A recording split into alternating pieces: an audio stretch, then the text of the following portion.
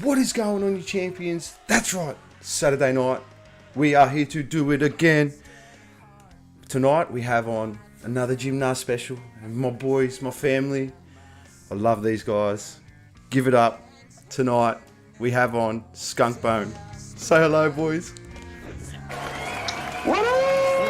Hold the rapturous applause. Hello, everybody. Yes. Yes. Hello, yes. everybody. Ah, it's so good to have you. So good to have you. I hope you like the round of applause. It's good to be back. So good to have you, man.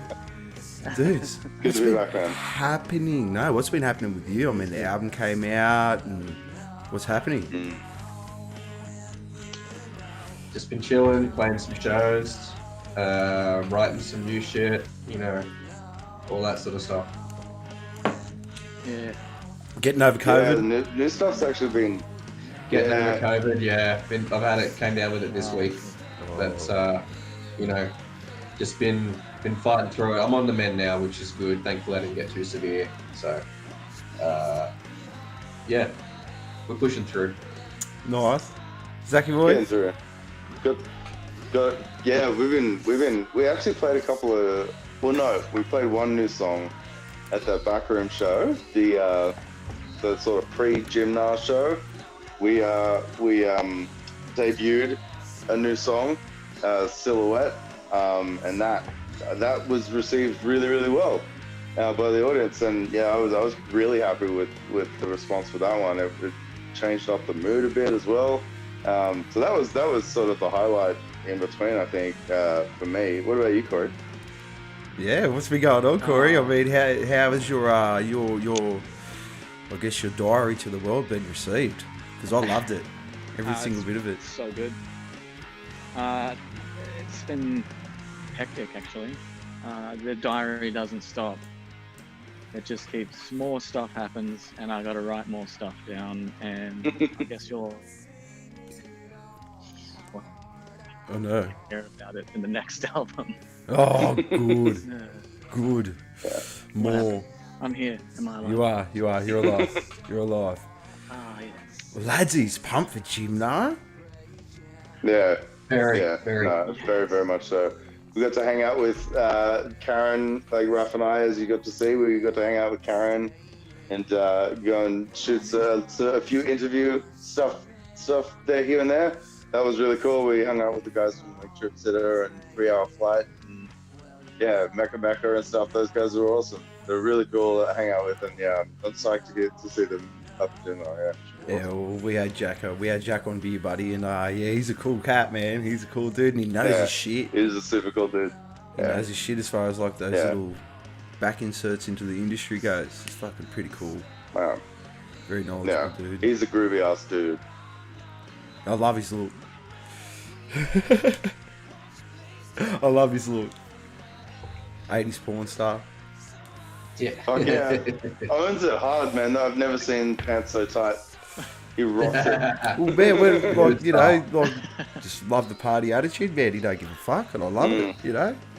Yeah, absolutely. And the music speaks for itself as well, so. Yeah, fuck yeah. Yeah, I'm a big fan. Yeah, I'll tell you what, I'll still say it, mate, the album, spot on. Spot on. It's playing in the background. It's going to be playing all night in the background. What's your favourite song? Each of you. What's your favourite song on the album? God. Ooh. Fuck, it's changed a couple of times. It's so hard, to be honest. so hard to pick. Used to be pale. Shit. But Used now to be it's paying probably Corey. Softer. Pale. Used to be pale for Corey. And now, now it's Soft Delusions, I reckon. Pale is a lot of fun to play. I actually think. Do you know? Okay, all right. Mine's totally different, and I think mine's changed because of like playing it. I think like the experience of going around and actually sort of not touring because we haven't toured much yet, obviously, but like just playing it to people. The set. I really, really, really look forward to playing Velvet Sky. Just because it's at like 190 BPM and it's like super fast and it's just I fucking really enjoy playing Velvet Sky. Yeah. yeah. It's because you get to let loose. It's because you get to let loose. Yeah, a bit of a thing. I mean, I think, for me, it's sort of become Pale. I think is the one I always look forward to because it's such a dynamic song. Like it kind of starts out with just the bass and drums, and it has the clean guitar parts, and then like the heavier bits, and it really builds towards the end. And has that little cheeky 3-4 bars thrown in there at the end of the song. And it kind of covers a lot of bases, and it's very, very fun to play. We do a little improv bit at the start where I introduce the band and everything. So we get to have a lot of fun with that one. So. Yeah, nice. I got to say, Soft Illusion, my favourite. Soft Illusion is my favourite. Yeah. Yeah, I love it. That one gets the big response. Do you know who really likes that song? We're going to shout out to Ryan Valley from Taylor Made Rejects. Man, he gives us like props on that song all the time. Yeah, and that means a lot because that dude's like super talented. He's one talented dude. Nice segue. I got them on next Thursday. Awesome. Just before the EP releases, but yeah, I've got to say, Corey, you've really done some good work on Soft Illusions. It's really just I wish it. I think that's why it's my new fave. Yeah, I kind of half wish it came out before I got married. Like we were using before I got married. Like I'd love to have had that as my wedding song. That was like, you know what I mean? Like that's a beautiful song. No, it's a beautiful song, man. Beer Buddy loves love, man. You know. Good. We all should. Exactly. That's what makes humans awesome. Yeah, well, you know, I guess without loving something so much, how do you ever know true pain? Yeah. Also, you wouldn't express if all feelings were like middle of the road mediocre. No one would write shit about anything. It would just nothing would matter. Because everything's okay. It'd be like the worst country song ever. Tell my wife I said hello. Yeah, pretty much. Everything is A-okay. We all good.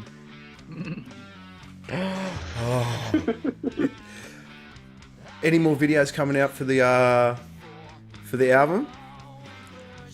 Shit. We've thrown around some ideas for we're actually a couple mods that we're looking at. We've got some ideas we're talking about. But they're sort of, most of them require either a lot of on-location shooting or certain other things. But I think there's one more that we might be able to get done if we can get the time to do it. Yeah, but you know, we've had a few. We've had a few that we've put out in some different styles. So I think we've kind of done a lot there. We are shifting our focus a bit more towards writing the next album. So I don't know if we'll do too much more in terms of videos or the current one, but we'll see how we go. I mean, any ideas that we've got, we can always keep them in the bank and maybe use them on a future song or do. Something that I know some bands have kind of been doing over the last few years is going back and doing film clips for older songs. Maybe they had an idea they couldn't do back then, or they're like, you know what, it would be a really good idea for a film clip for this song. Why don't we just do it? It doesn't matter if it's not a new song. It's a new film clip. It gives fresh life to it, fresh interpretation. So it's always. Also, our train is moving super fast. Like, I think. Our train is moving super fast, like writing wise. There's still so much material that we would like love to sink our teeth into and sort of get it moving. Like there's still heaps more there that's like yet to be heard. Yeah, and we're writing at the moment. It's so much fun like getting into, because I think this next album coming up, a lot more collaborative as far as writing, because we're also starting the album. The first album was sort of written by Corey first a long time ago, and then he had a bunch of stuff, and then we fleshed it out with me, brought Raph in. It was sort of done in pieces, whereas this one is like we've come in together collectively with sort of visions in mind for things, and it's going to sound. I can say for a certain that we're going to really double down on production stuff with the second album. It takes some different steps, which is cool, but it's going to be awesome. I'm really excited for this new stuff. We've got we're changing up some of our sounds a bit. We've got some new gear that's going to give us different tones on stuff. Corey's guitar sound is going to be a lot different. Where really we've got the guitar sound we're building is going to be, I think, the focus of a lot of it. We've got a really, really nice, aggressive fuzz pedal that we've got our hands on. That's going to be kind of the centerpiece, I think, of a lot of the sound. I've got some new stuff for my bass that's going to give me a nice, wide, fat tone on that one. And I think building having the songs and those arrangements be built around those sounds is going to be really cool. It's going to help us to have it be all consistent, I think. And we've got about 6 songs that are, I don't want to say like ready, but they're written on the board to the point where we can kind of put them on the board. So we got like 6 tracks there with probably a dozen more in various degrees of being written. So, we'll obviously cut some of those down. Jesus Christ!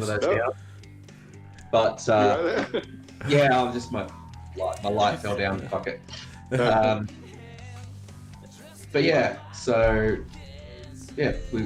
probably gonna have to cut some of those down, but we'll see how we go. Yeah. Corey, how have you actually found that?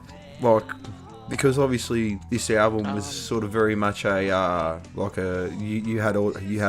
all the work down pretty much beforehand. How has that made your writing process with lyrics and stuff harder and stuff like that? No, not at all. That's awesome. Because, I kind of do it anyway. I write all the lyrics first, and then I write a song to it. So I'm writing lyrics, and then I'll just put whatever we come up with. I'll have a melody in mind, and then I'll just add the words. Sometimes I go the other way. Depends on how I feel, I guess. Sometimes I'm in a riffing mood. Okay. Oh yeah, there's some more riffs coming. Like the next sort of stuff, like the stuff between Corey and Raph, riff wise, in this new stuff it's a lot more riff based than sort of chord based. Okay. Which is pretty cool. Yeah. I'm jamming on that. Yeah. So Corey, because we can play off each other. So you basically got the lyrics already down for a song, and then it'll be a matter of we got this piece that we'll write. Okay, how do you fit the lyrics in? Like, is it a sort of a new How is it sort of a chopper? Yeah, like. I think about the prose of the melody, and then I fit them.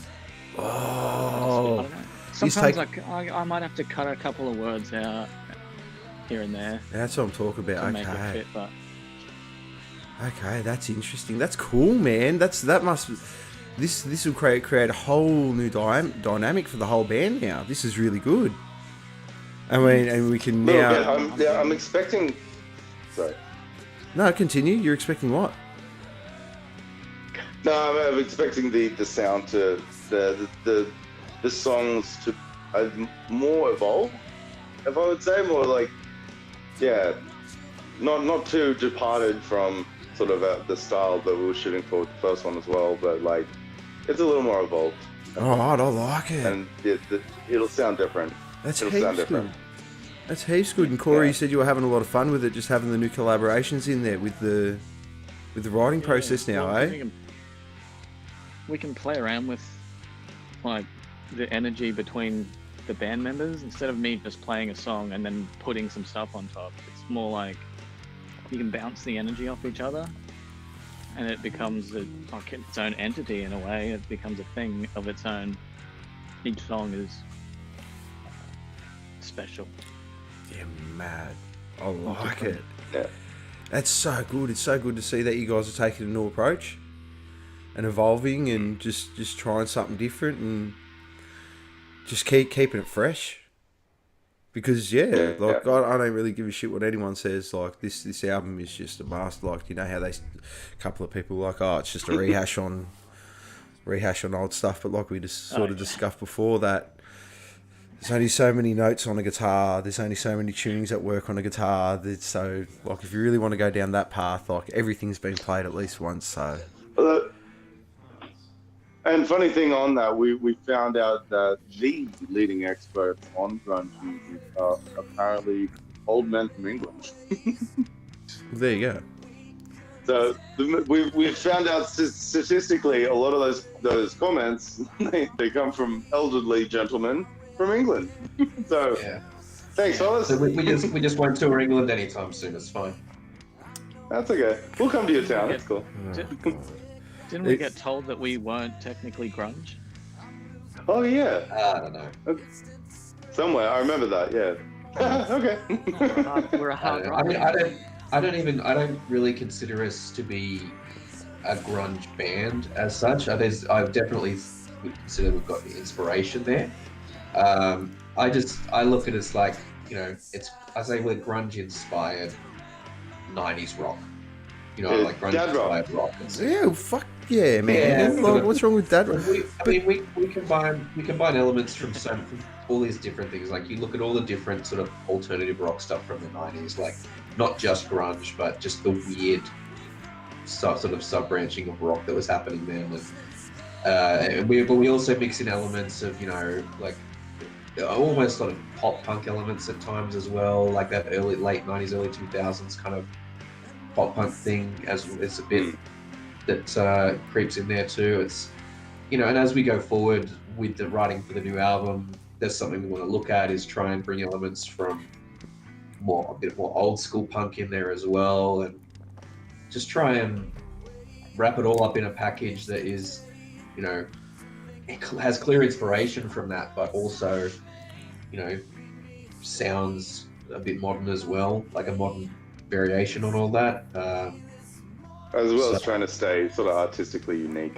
Yeah. Well, I think the metal, like the one thing I really liked about it, it was a grunge feel, but very heavy metal drumming.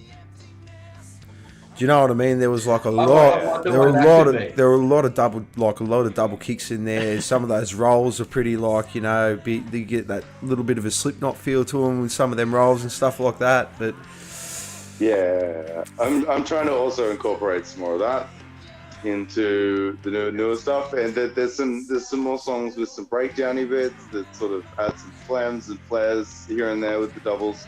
That's getting pretty fun. So we're up in the tempos here and there. So like a lot of Infirmity was done at around like 120 BPM, and things are starting to speed up a little bit more. Second album, they'll be a little bit faster.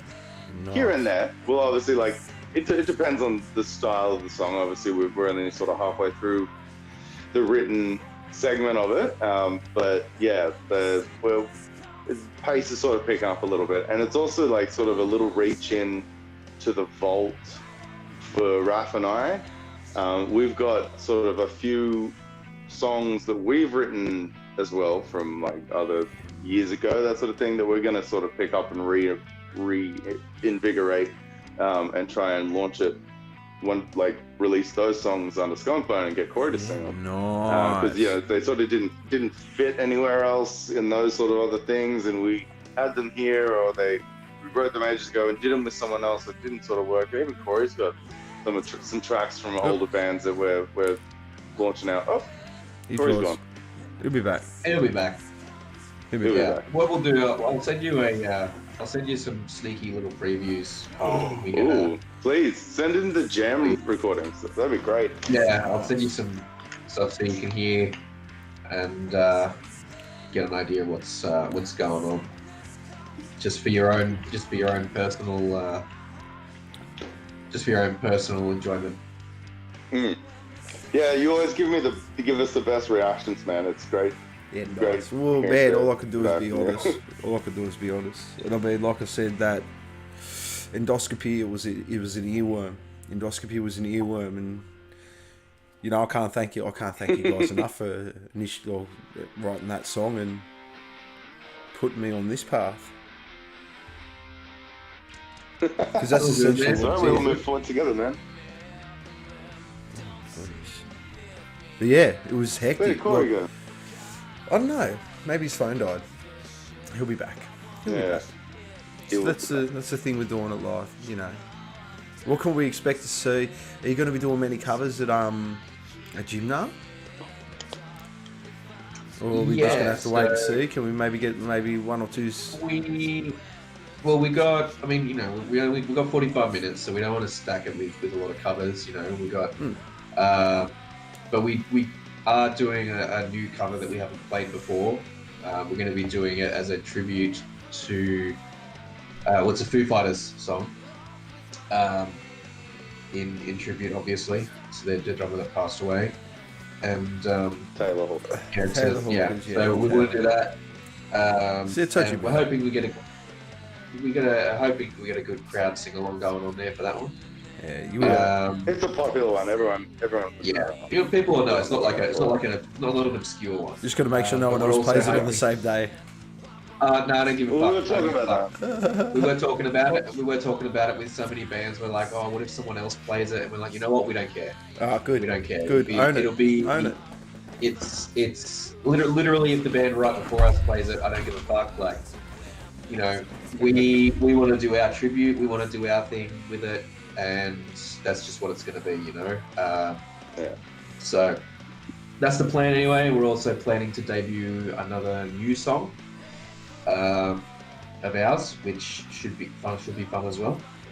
As well as playing Silhouette, obviously, because that's going to be in the rotation for a bit now, I think. We can see you, buddy. We can see you. Just can't hear you. Yeah, it's my. There it is. There it is. In bloody. 1 second. It's an iPhone, isn't it? It just works. Okay. It just works.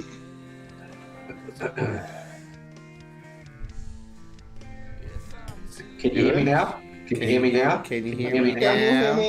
Can you hear me now? Can you? Oh, that was terrible. That was Sorry, sonically awful. I'm in Logan. That's cool. Sorry, I'm actually in Logan right now, so You're in there's Logan. no, Yeah. there's no like thing. Oh, wow. Yeah, I'm living at my friend's mum's house with her. It's a bit weird. Glamorous life of rock stars, motherfuckers. Yeah, man. It's got to be Don't done. start a band. Don't. It's not worth it. Don't. It's not. Do you want money? Don't do it. Yeah, don't start a band. It's just Yeah, it's negative income. You may as well get a business. Yeah, exactly. At least you can claim shit back on tax. Yeah. Have you guys sort of been going down that path yet? I noticed you guys brought out you launched your website officially, and you've got the merch out now, which I'll be purchasing for while I'm at Jimna.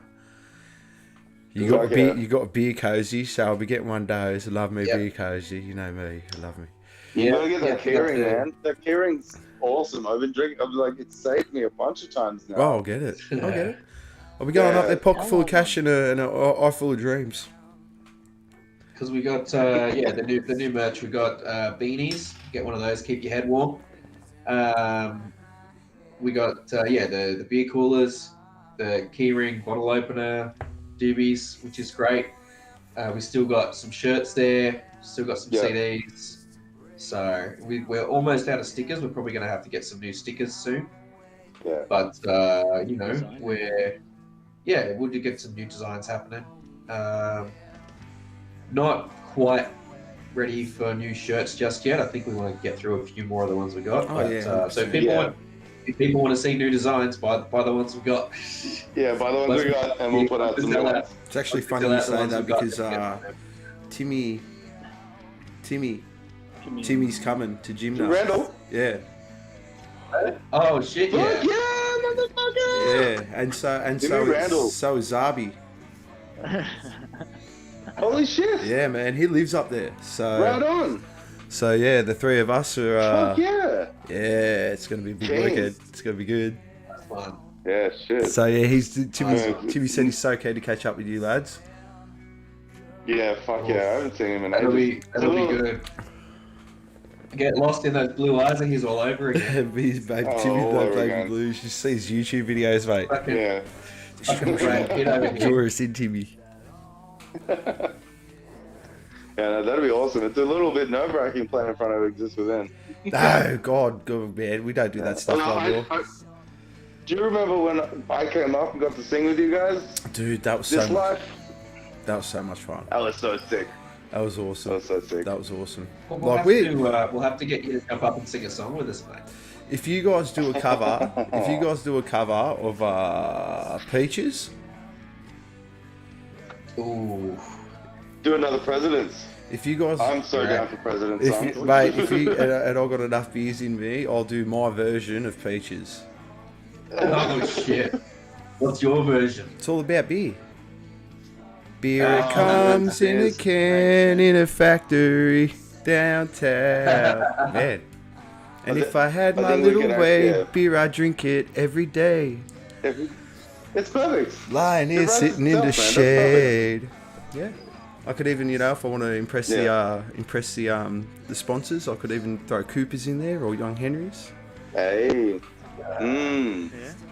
Oh, speaking of Young Henrys, threw them out. We're putting on a gig on the 17th, and I've asked them and see if they wanted to sponsor. So if they see this, please. Did you Please, email please, love you. email Greg? Greg, I emailed you too. Get at me, mate. Please. Please. Sponsor us all. Why am I emailing Henry? It's all, well, man, that's what Jack basically said to do, man. It was just like, you can only go so far with this. Why not try and get people in, like, see if you can get a sponsor. Just email's not going to hurt. You're obviously going to keep doing this. If you send the email, you're not going, and they say no, then you're not going to stop doing this tomorrow. So just send an email. Look, you can email whoever you want. You never know what kind of response you're going to get. Like when I was in Tensions, we literally emailed Tresemme to be like, hey, we're in a metal band. We've all got long hair. Do you guys want to sponsor us? We know it's a bit unconventional. We know it's a bit unconventional, but you know, a lot of metalheads have long hair. You got to sell them shampoo. They were like, we're not immediately saying no. Like, we'll have a Wow, this. We've never had this before. Obviously, nothing came of it, but we're like, that'd be pretty funny to do, like, you know, the hair flick with a bunch of metalheads and everything, and get the boy band like fan blowing in the breeze and everything. Well, there we go. Yeah. Here's how we'll do it then. If we want to get Young Henrys on board, you learn Peaches. I'll rewrite it to put Young Henrys in it. Okay. All right, yeah. Okay. And we'll record it. We'll record it, and they can use it in their ads. There Yeah. you go. Fucking. Yeah. We'll license cool. it to them. That's the deal. Let's make that happen. And if one beer Yeah. company sees it and Hey, goes, if do you anyone- reckon you could do that with other songs? I'd be like, oh, we could have a crack. We could. If anyone's Well, we're from, gonna check with Young Henrys or $10 million. any other beer company wants us to do that, fucking Oh, yeah, mate. get at us. We'll make Yeah. it happen. Well, you reckon VB would get on board, eh? You know, hard earned thirst, needs a big cold beer. And I'm a big VB fan. We're from Queensland, man. Forex would smash this apart. Yeah, but then it's 4 letters, so band, 4X, you know. It's just, Yeah. oh no. 4X is shit. I fucking hate 4X. I fucking hate it. Can't stand the shit. And I'll drink cat's piss as far as Oh, everyone dear. else is concerned. I'm on the Furfies today. I like the Furfies. Very underrated beer. I haven't had one. They're quite nice. They're good, dude. Very refreshing. Especially on tap. Mm, Furfies on tap is it's worth that. It's really good. yeah. And cheap too, like quite reasonably priced. Yeah, I think that's because they're owned by Lion Nathan and they just sort of tip their toe in the craft beer market. Because it's not independent. And they just pump them out. Like, I think I picked up my case for like 50 something bucks.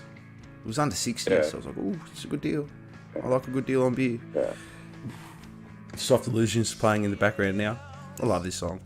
Oh, nice. Okay, so Corey, this one goes to you since I got you here and we got Soft Illusions in the background. Like, the reason why I said before that, you know, I sort of wish this came out before I got married, man. This song just hits me in the right spot. Just like tear shedding, like hits me in the right spot. It just you're a wordsmith, man. I'm really looking forward to what else you do in the new one, but this song came from pure fucking love, didn't it? Like, obviously, like for me, this was like, I relate to this song because I guess you have your ups, you have your downs, and you fuck up, but it always comes back to them. And I guess throughout all the ups and downs and all the things that you sort of go through, you just hope beyond hope that they still can find a way to still love you like you love them, I guess. Yeah. It's beautiful. That's pretty much it. It's beautiful. It's such a beautiful song. Really well done. Yeah.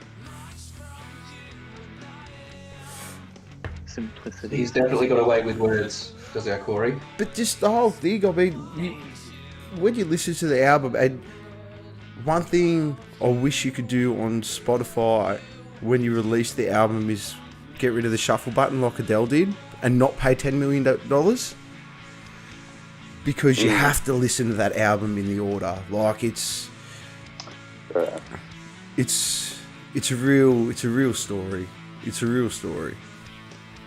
And it's like the whole album it's a journey. It's a very good one too. If anyone out there's watching and hasn't listened to it, seriously, just go, do yourself a favour, because it's just pure in a sense. Yeah, you can just. It's good. It is. It's really good. It was actually funny when we were putting it together. It was the coolest part about it, I think, was when Corey like sort of threw what he sort of wanted the track listings to be, and that's what they are now. Raph and I started to see the steps of the story after that. Like, we were hearing all of it back and we were seeing the progress of each and the story that it was creating and at the end of it. It does leave the story a little open-ended, which is cool as well, because all of them are until he's dead, I guess. Yeah, they are. But that was the coolest part. I think that was the most interesting part, actually, was seeing the story that Corey was creating. And even like myself, as someone who, you know, contributed into creating that album, I didn't get to actually fully understand the story until it was almost completed, basically, and we could listen through to the whole album. And I got to get the full picture of what Corey was sort of expressing, that was very cool. That was quite interesting. Well, it must have been hard for Corey, because you do speak about a lot of, I guess, sort of darkish sort of stuff. When you really listen to the album, if you really, really, really properly listen to it, how much would you say is sort of metaphor and how much would you say is fact? With certain parts. 50 maybe? 50-50? Yeah. Yeah. Yeah? Because I know, like... Yeah, speak in riddles. Yeah, no, that's what I'm saying, because it's like... when you talk about some things, I really don't want to get too far into it because it's very personal to you, and man, you've done enough in writing the album and stuff like that. But it's okay. So My Requiem, yeah. So that's a pretty full on song. Yeah. Like what there's a lot of real. There's a real life transfer. Like you said, you wrote riddles. So you reckon it's a 50-50 fact and fiction? Well, not fact and fiction. It's all fact. Or fact and feeling. Yeah, Fact and most of metaphor. it's like straightforward and metaphor. But some of them, I mean, it's all metaphor mixed. It's all sort of a mixture. Some lines have half metaphor and half real. The lines because like take me home. you listen to the It's song. A home, sorry. per se. Any phrase. It's just where you are. Like home is where the heart is. And am I? Oh, No, you're good. You came back. Home is where the heart is. Yeah, and my heart has and always will be in a specific place. Yeah, and I think as well, like a lot of it, from what I can gather too, like a lot of it is, you know, you take the real experience and just kind of turn it up. Yeah. You turn it up. You never let the go, truth okay, get in the way of a this good is- story. this is the- you know, you want to express. You're just processing your feelings, right? It's like when you're sad, you listen to sad music. So it's, what do you do when you're sad? You write a sad song and you play that over and over, and it helps you process the emotions, right? It's like, and I think you know, the best stuff takes those real life experiences and, you know, weaves enough embellishment and, you know, changes the names to protect the innocent, and there you go. You know, like some of them are more true to life than others. Some of them have more embellishment than others. Some of them are more metaphorical than others. But all of them have that truth behind them. There was an Australian artist named Brett Whiteley. I'm not sure if you've heard of. No, Brett but I Whiteley. haven't got my pen. We'll talk about it after. Or rewatching it.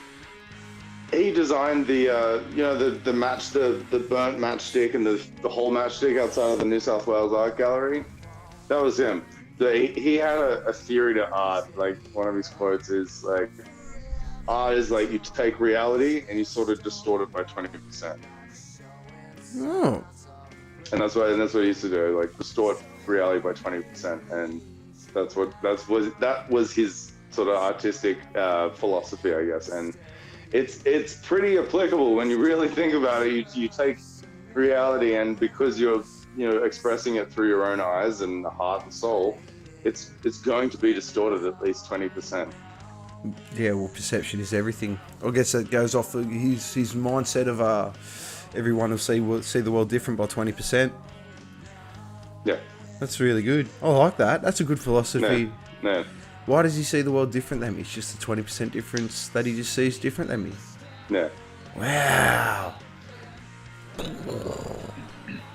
Just blew my mind. Man.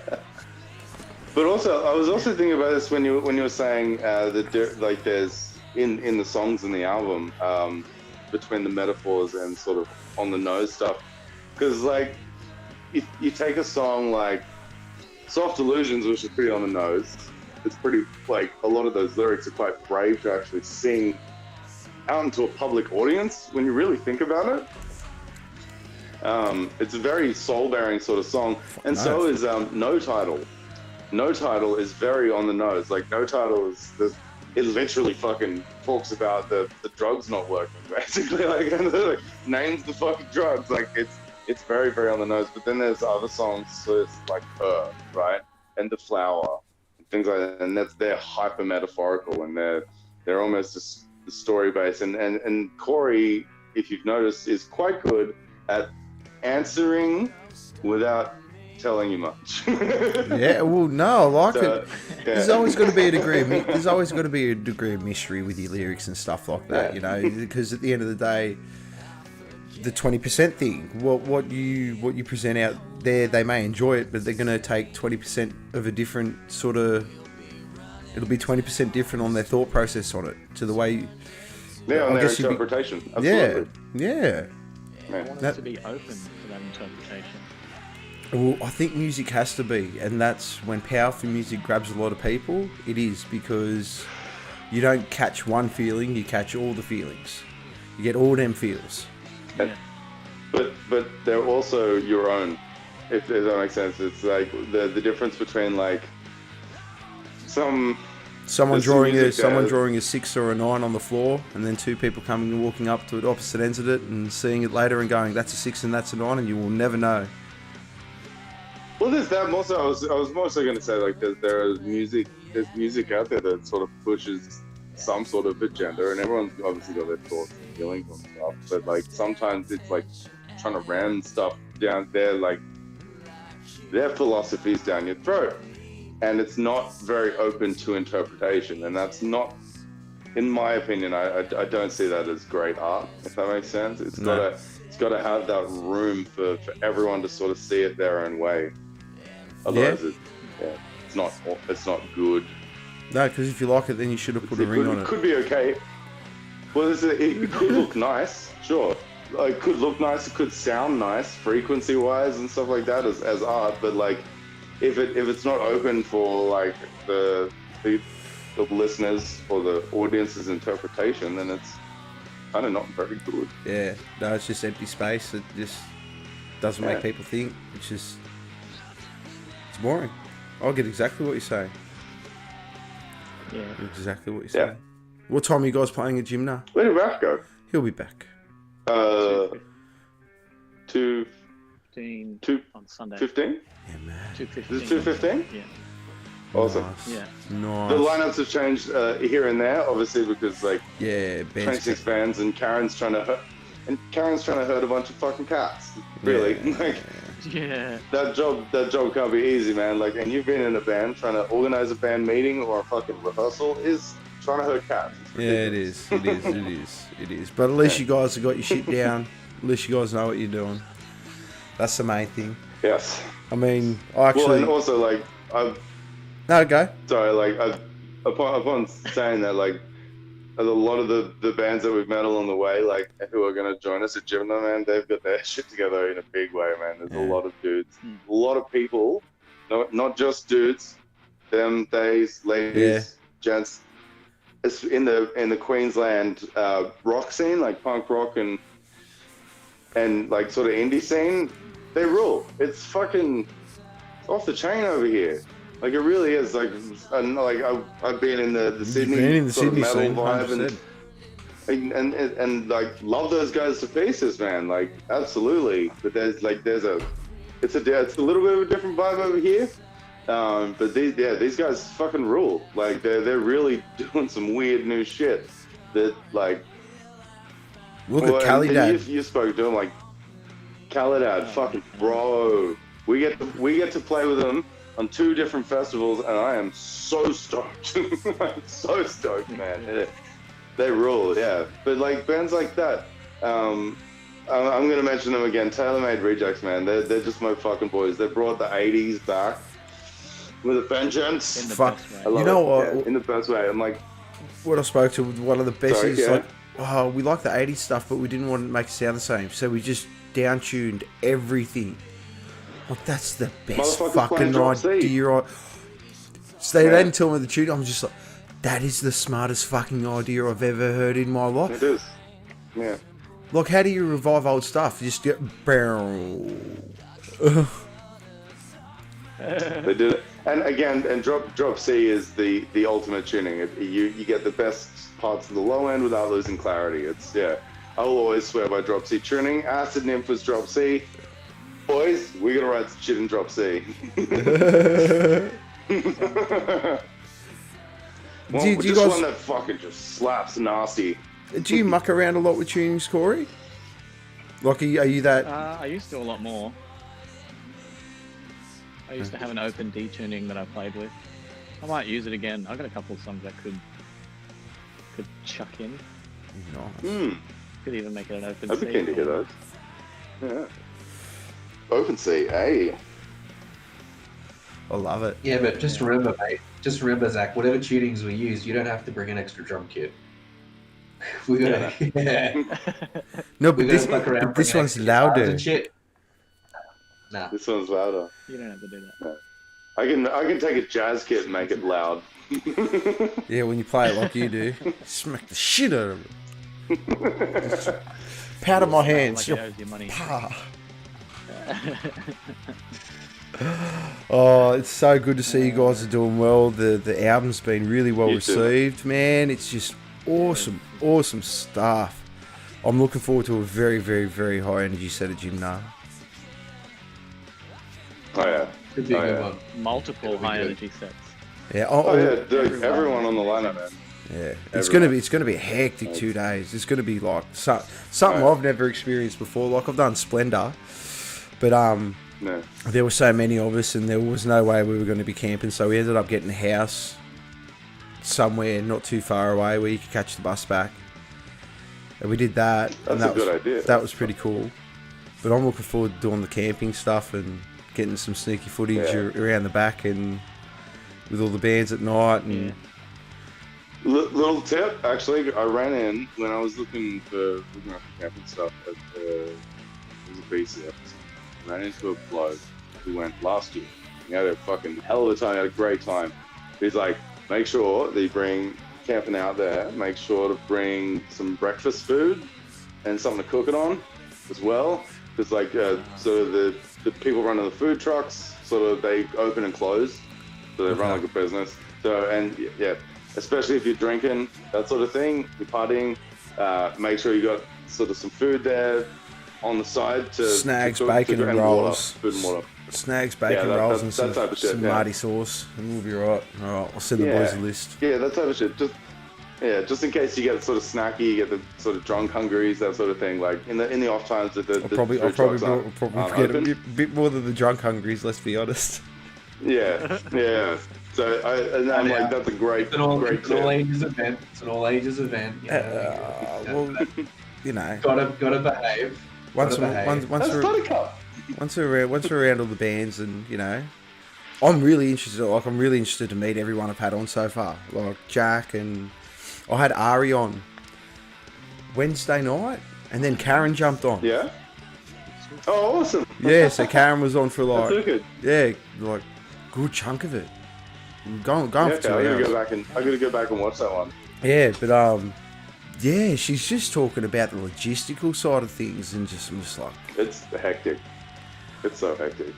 I'm just happy to see you guys got shoved on the bill. It's so good. And we are so like Karen's sort of like in part of ways moved some mountains to make sure that we got to be on this bill, and like we're super grateful. So big thank you, Karen. Yeah, definitely. And you know, we do still have, if anyone's wondering, we do still have some tickets available. Yes. So you know, if you need to scoop up your 2-day tickets, go to the link tree that's on our Facebook page. First link in that'll be the online store. You can scoop up some Jimna tickets from there, and we'll ship them off to you. Yes, and you get them $50 cheaper too. Don't forget that. You get them $50 cheaper if you get them through the bands. And you'll have a mad time, and you'll get to see us and have a drink with us and stuff like that. And we'll probably get up some mischief. Birthday And to 3 days later. yeah, well, I just got to make sure I get back on the plane on Monday. On 4. That's all I've got to make sure. I just got to get back on the plane on Monday to get back. And yes, it will be, it's Corey's birthday right after that weekend too, so we're going to be doing a little celebrating because of that. So yeah, make sure if you're coming down to Jimna, make sure you give a shout out to Corey. Happy birthday there. And yeah, if you want to celebrate Corey's birthday, come on out to that. Just scoop up a ticket. Mate, it's going to be a heck Also, isn't it Karen's birthday as well? that weekend. That's why she started the event, she reckons. Yeah. Karen's birthday. As well. Yeah. Sienna from Crave. Corey's. Jeez. Bunch of birthdays. Jeez. Everyone's got a Good. birthday. Yeah. People are going to be drunk rotten. We're gonna be fit chased. Me. Please, young Henrys, please. Yes, please. I'll only drink your stuff. I really don't like Coopers anyway, so not a big fan of Coopers. But hey, if you're gonna sponsor me, Well, no, Coopers is it's fucking also- mad. Also, like, especially, I'd like to put it out there that I reached out to Young Henrys. They've like covered a bunch of the shows we played, and it's the first time I've drunk their beer. But 11, Kingley's Throne, all these places I've been drinking Young Henrys, that lager. Fucking hey. Yeah, their lager's good, but their pale ale, Pale ale. the pale ale is Yeah, the just. pale ale too. And the Indian pale ale, and you know what the great thing about Young Henrys Yeah. is that they still do 6-packs and they're still independent. They haven't succumbed to the 4-pack shitness. Yeah. Yeah. No. Fucking It's still hate 6-packs. foot- It's still Just let me go to my dramatic screen. big. Fucking hate 4-packs. Fucking hate 4-packs of beer. I don't want to go to me missus. Oh, can you go get me a 4-pack? 4-pack. Fucking Bacardi Breezes come in 4-packs, champ. Yeah, 6-packs. it feels like cruises.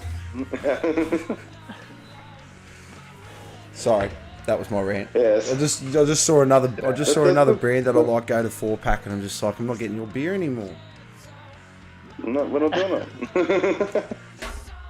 So now I'm drinking Furphy. Furphy's good though. I like Furphy's Furphy's. not as good as Young Henry's. Come on, No. come on, Greg. No. Young Henrys. Come on, Greg. The lager is really good. Like, the lager is good, but the one thing I like, talking about Young Henry's, just the one thing I like about it is that I can grab a case of that and no one will say, oh, you bought Young Henry's. Yeah, no, yeah. Like, with all my close drinking friends, It's quite- it's just a solid beer. Yeah. It's a beer that tastes like a beer, and also, it's one of the only beers I'll like acceptably drink out of a can. They are pretty good out of the can. I'm not a fan of canned beers, but I'll drink a Young Henry's behind the kit for sure. The only reason What why about I your buy cans of beer is because they come in 30 packs. And you get 6 extra Oh beers. yeah. Oh yeah. I ain't no you sucker. You put them in glasses. Yeah, I do. I have nice glasses. Yeah. Yeah. That's Man. how they're supposed to be consumed. What's the recording thing been like, Raf? Have you been getting much as far as getting bands in or anything like that? No, I mean I've been talking Obviously to, with COVID. well, yeah, just been mainly working on stuff with Zach. He's got his solo album that we've been working on there, and just kind of our own stuff. Haven't I've spoken to a few bands. Nothing's kind of eventuated out of it just yet, but always on the lookout. If any band does want a place to record, that's they want someone who'll do it a bit cheap. I know the setup doesn't look fantastic, but just listen to the Skunk Bone album, you'll hear the kind of quality we're able to get out of it. So I think it's pretty decent for the fucking room that I got. So hit us up, work with us now while it's still cheap, because once I got some bands under the belt, the prices are going to start coming in. Going up, yeah. No, for sure. Supply and demand. As well as Russ a really good producer. Like, really, if you want sort of someone who's going to give you like his time and really, really work through to get the best performance out of you too, that Raf works really well. Like, yeah. Would you have a say hours that it took you to record this, Raf? Rough estimate? Too many. Legit, I didn't even think to look at it, but it would have been. Fuck. Well, I mean, we had vocals was kind of done over. Vocals were done the quickest. Days. Yeah, Vocals right were done- there. Vocals were done over a few days. Bass was probably like a day and a half, maybe. Guitars, we had we did a bunch of guitars, then we went back and re-recorded some because we've got a better sounding guitar. So guitars was probably like a few days worth. Drums, you know, I mean, I don't know how long it took Zach to get all of those locked in. God, the drums would have been like, they were a bit sporadically done too. I don't know. Yeah. I would probably say a good week or two. Okay. Do you do that all at your place, Zach, on the electric kit, or? Yeah. No, I actually, for the SKUNK one, well, I figured out how to play all of it first, and then went through and programmed them and changed velocities and worked out. But all of the parts were written by playing first on the electric kit, and then I sort of Mate, that's how they do it in every single studio. Like, in every single studio, they get you to go through and hit every single cymbal clean, every single snare, every single tom, everything clean. And then they go in, and if you don't hit something properly, they just go... Bloop, bloop. Yeah, beat matching. Yeah. It's everywhere, So we did that. And then mixing and mastering were probably the longest. Like, that would have been... all up, probably would have been a few weeks worth of work, like not all at once, but there was like, when I'm talking days, I'm talking like probably 8-hour days, you know, so it probably would have been a couple, like 2 to 3 weeks worth of time spent on mixing, and then a bit more on mastering as well. So I mean, all up, we're looking between recording, mixing and mastering and everything, it probably was, you know, 1.5 months roughly, thereabouts, for everything. It'd make a difference where you can take your time with it, though. And the fact that we're not paying for a studio time for that, doing like that, that enabled us to. And look, I will say, some of these songs elements of these songs were being written as we were recording them as well. This wasn't a case of everything was figured out and necessarily hashed out first, and we just went in and went, all right, look, we're gonna do it and get it down this way. Like, so we're hoping to workshop the new material a lot more before we actually get to the recording stage, so it might be a bit quicker. But you know, there's always those ideas that hit when you're in the midst of recording and you're thinking about it differently. Like when I'm listening to it and not having to play bass and sing backup vocals and stuff, and I'm just listening to it from producer mindset, I'll get a ton of different ideas. So it's but I think the next one we can come in, we can probably hash that out in, you know, probably a bit faster now that we've got better gear set up, sounds are a bit more dialed in before we start, you know, things like that. But because Corey says he's got a nice little back catalogue of lyrical content. I could only imagine the stuff that he would have going on in his pocket. Heaps. Having that and the ability to basically record everything in house, you've sort of what I like is that you sort of just gone fuck EPs, because we've got the ability just to go album, which is good. Well, and I mean, there's nothing, you know, there's nothing wrong with EPs. No, there's nothing wrong with EPs, not at all. But EPs cost a lot of money, and when you have the opportunity, like if you're not recording it in house, and when you have the opportunity to record it in house, there's no excuse not to bring out an album. Yeah, but I mean, you know, if we were to, like, let's say we get to this album and we record, because like ideally I'd like us to record a few more songs than we actually plan to have on the album, so that we can cut stuff that, you know, just have the best stuff on there, right? But if we get in there and we record it all and it's getting mixed down and we're kind of like, all right, what are we going to cut? And we're finding that for whatever reason, just not enough stuff's vibing together, we might cut it down and just go, all right, no, fuck it, we're just going to do 6 songs as an EP.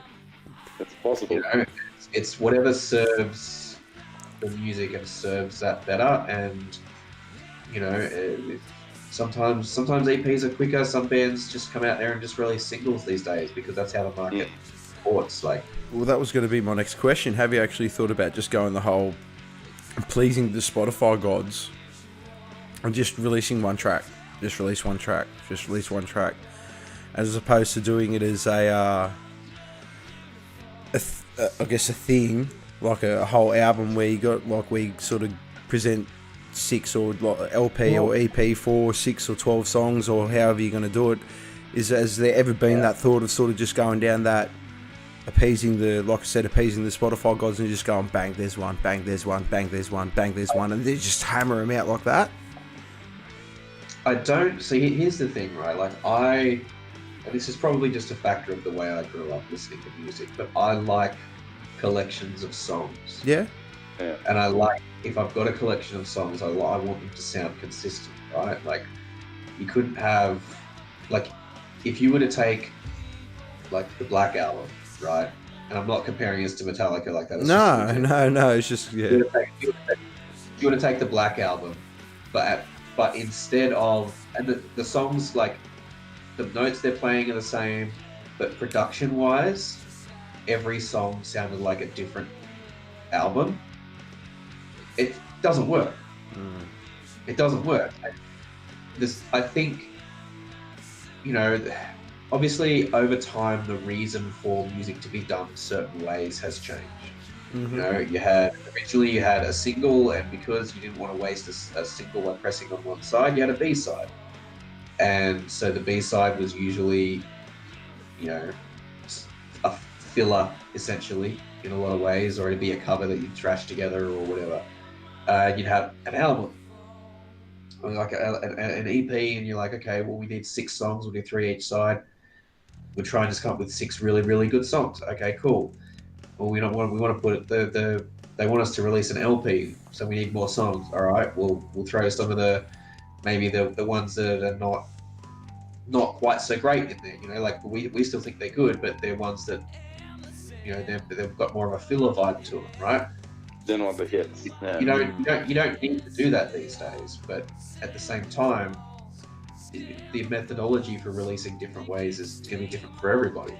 And like I said, this album that we released, this Infirmity album, like that was, like we said, it's a collection of songs. It's a story. It's a consistent thing. And if we had recorded them at different times and released them as singles, they're all going to sound different. And you're not going to be able to tell the story in the same way, and they may not be as meaningful if they're released like that. So that's not to say that we would never do that. We very well might do that at some stage, but you know, it's just going to be about how we're feeling in the moment and how we're vibing on it. And if we decide, you know what, yeah, we want to try that, cool, we'll do it. But right now, I don't think it's something that we're really looking at. But it's not to say we wouldn't do it in future. But no, it's not something that we're considering right now. Okay. Because you could do it. I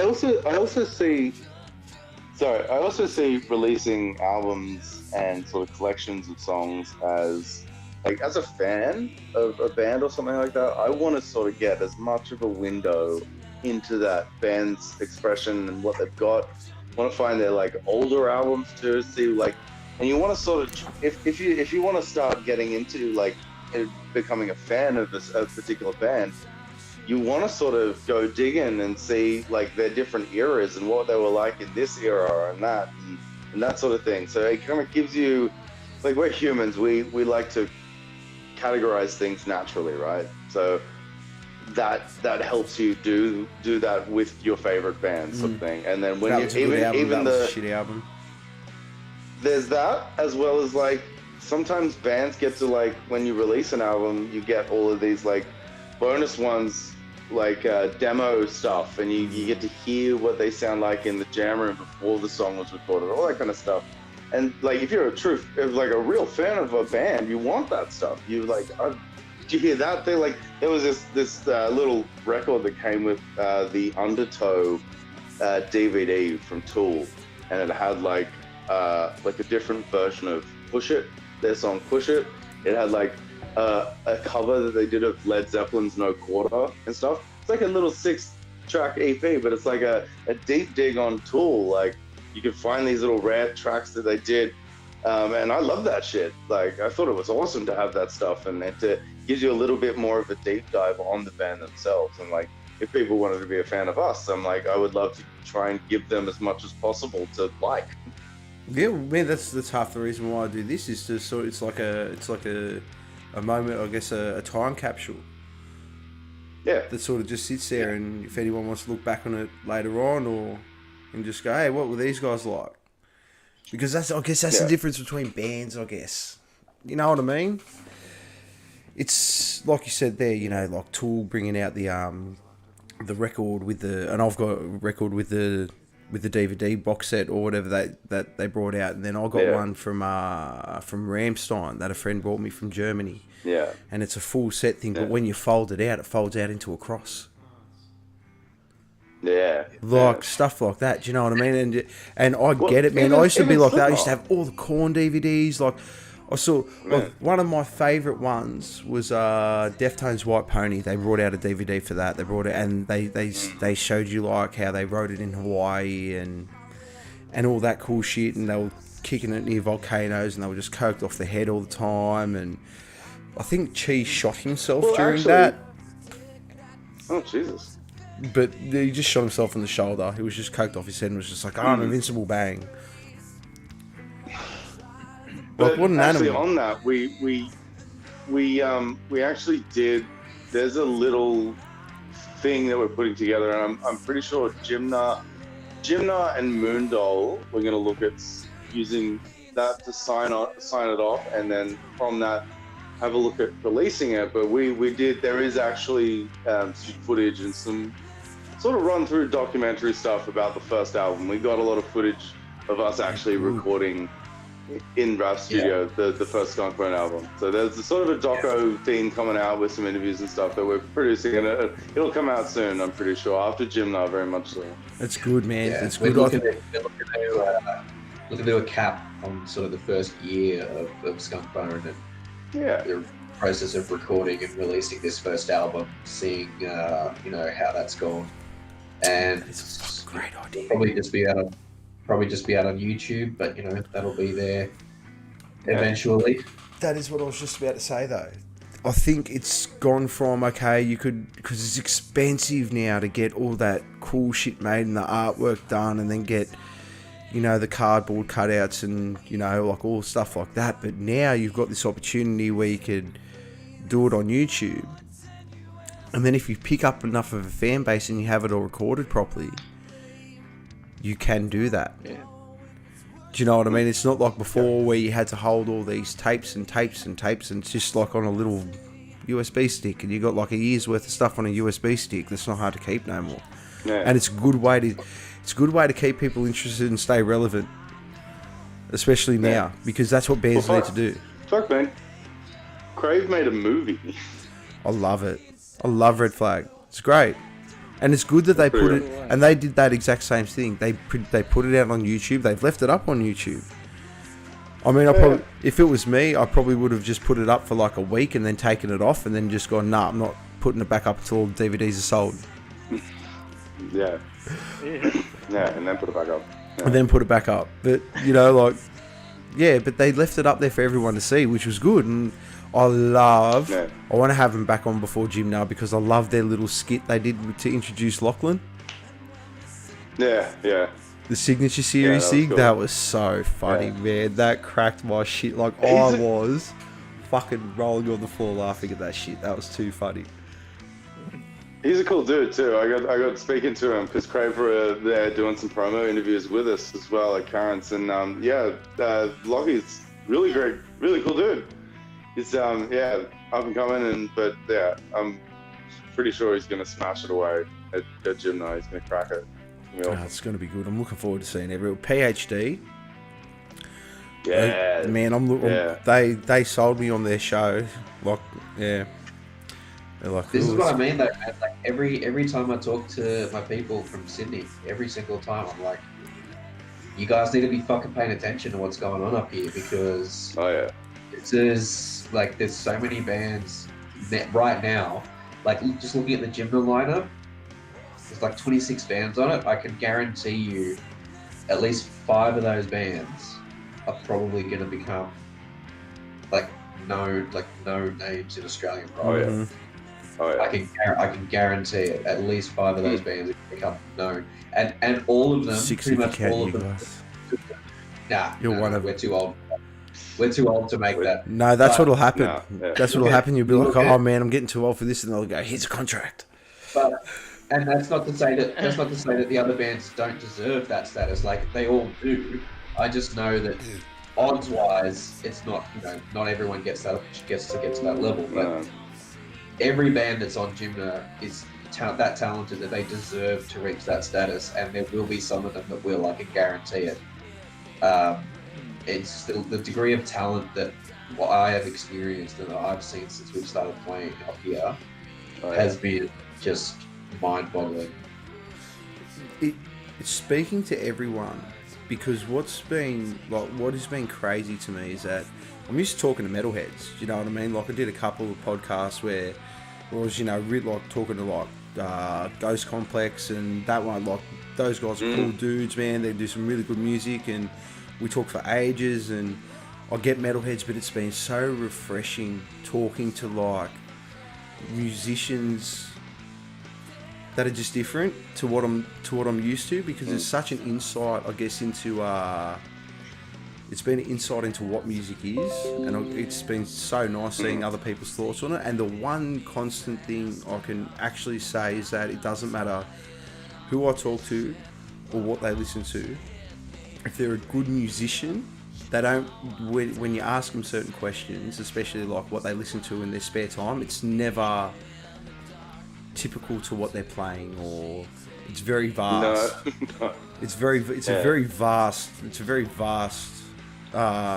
musical concept that a lot of these people have, which is good. Yeah, absolutely. Like, especially Jack from Trip Sitter, he was I really can't give that guy enough credit. He was just on another level. Yeah. And what I was saying to him is that he's on the level of like, I'm a musician. This is what I do. This is my job. I don't do anything else. There is no fallback. There is no plan B. Yeah, he took the jump. Yeah. I'm like, brother, like, because I sort of got into it with my missus. She's like, oh, the kids have got to have a backup. I'm like, nah. As soon as you have a plan B, you're willing to fan plan A. Especially when it comes down to like career in music. Like, if you want to be a musician, and I fell for it. I just have something in your back pocket to fall back on. If you ain't got nothing to fall back on, there's only one way you're gonna fall. It's forward. That's true. Yeah. I mean, like you guys said, we're old in the sense that, like, we've all had, like, bought houses and got families and all the other shit going on in our lives and stuff like that. It's just a fucking constant whirlwind. And the older you get, the harder it is. Because there's so much more to fucking lose.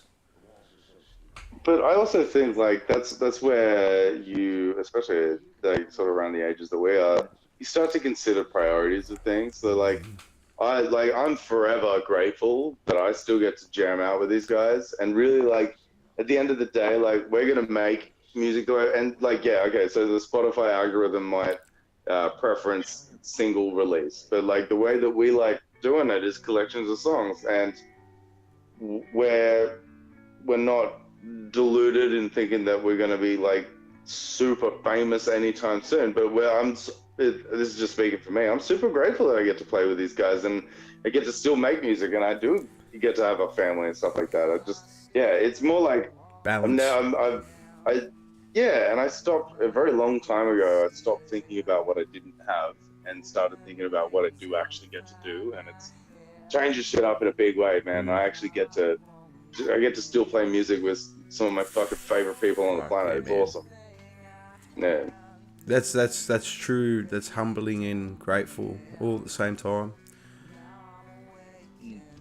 And it's good. It's good. There's a good outlook to have on things, because it may not be the sold out stadium, or it may just be Jimna Rocks. Or for me, I still keep saying this. Like, yeah, Raph, I'm so grateful for you putting me on that covers lineup that we did all those years ago, because man, that was the biggest crowd I ever played to.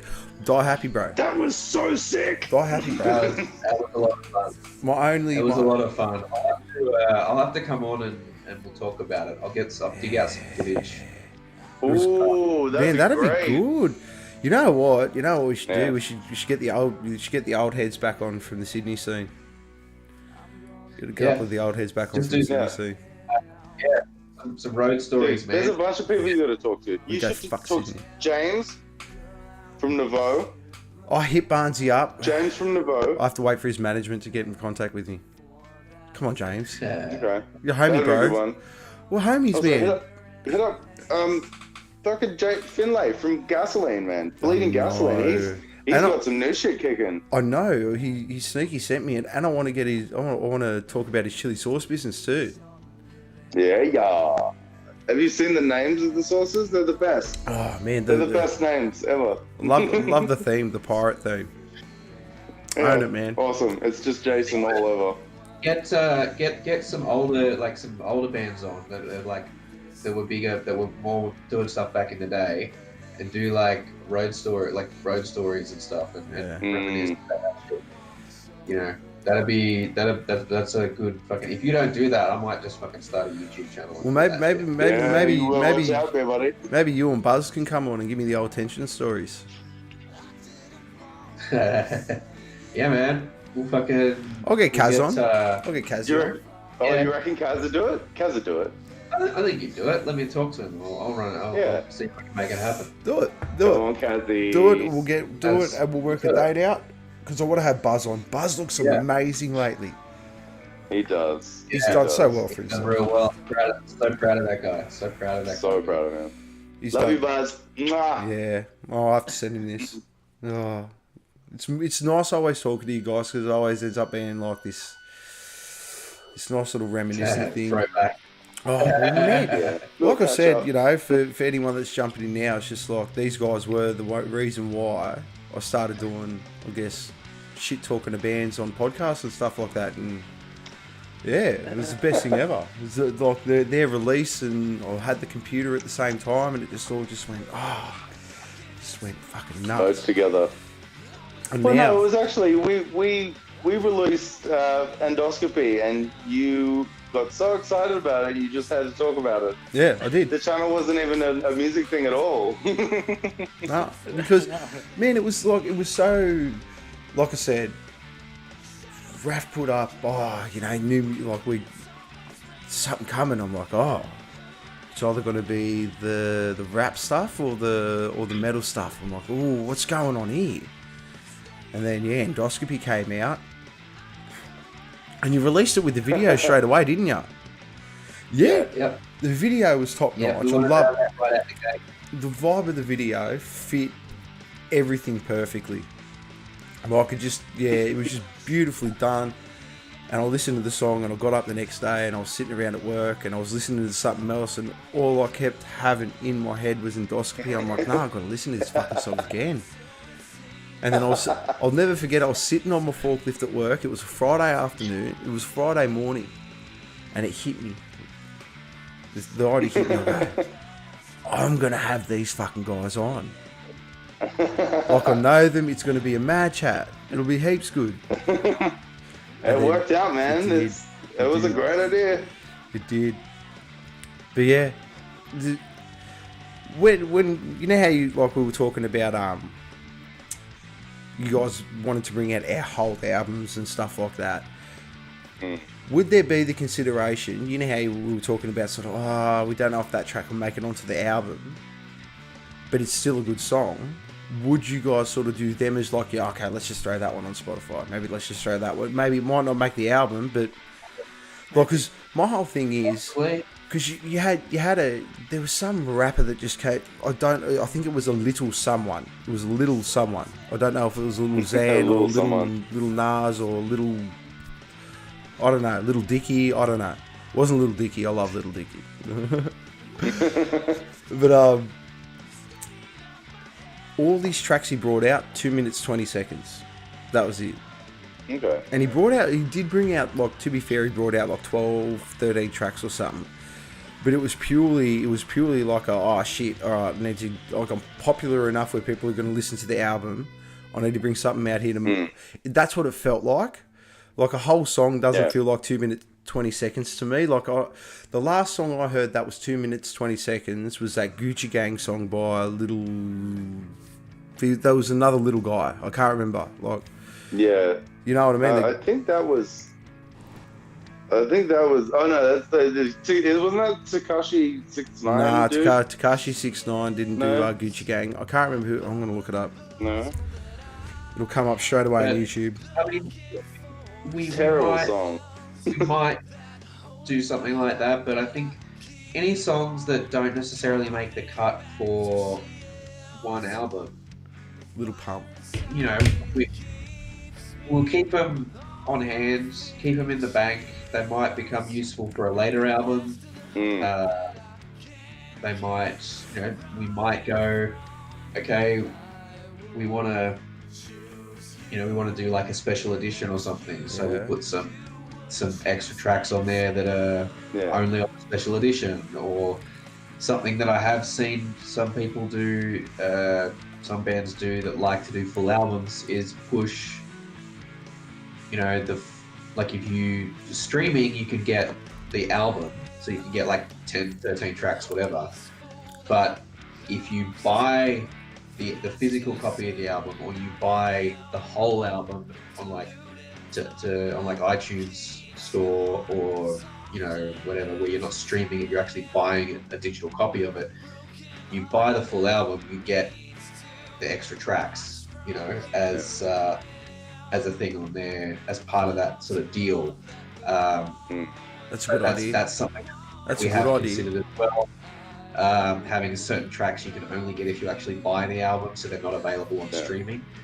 You could almost just do half. You could just release EPs, just do 4 tracks off every album, and then I don't know just how, go, here's the EP I don't know online for stream, and if you buy it, bang. Yeah. You get the I don't know extra. about the idea of doing it that limiting as a permanent thing. Something we have maybe talked about is, for when it comes to the next album, putting the singles out, and whatever we do as a single will be on streaming, but not releasing the full album on streaming right away, so that if you want to get the full album, you have to buy it, and then down the road, after like 6 months or a year, maybe releasing the rest of the album onto streaming. So I think that's a great idea, because what you're doing there is, I mean, the big thing, what you were talking about before, Zach, how you like go out, get the DVDs, you used to like find all the backstories on bands and stuff like that. Yeah. That's a good way of, because it seems like only real rockers, like rock and roll people, sort of do that, where it's like, oh, this band, okay, what did they do in the past?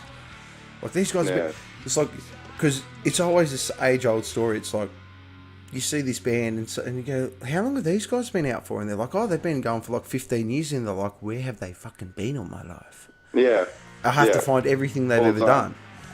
But that's that's a good way of sort of playing the market, where you can, because as rockers, I guess, we always want to find out how they got there.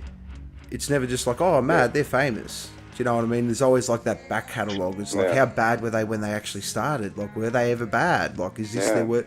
Because someone's always standing there going, oh, this new album, shit. And you're just like, this is the greatest fucking thing I've ever heard. Yeah.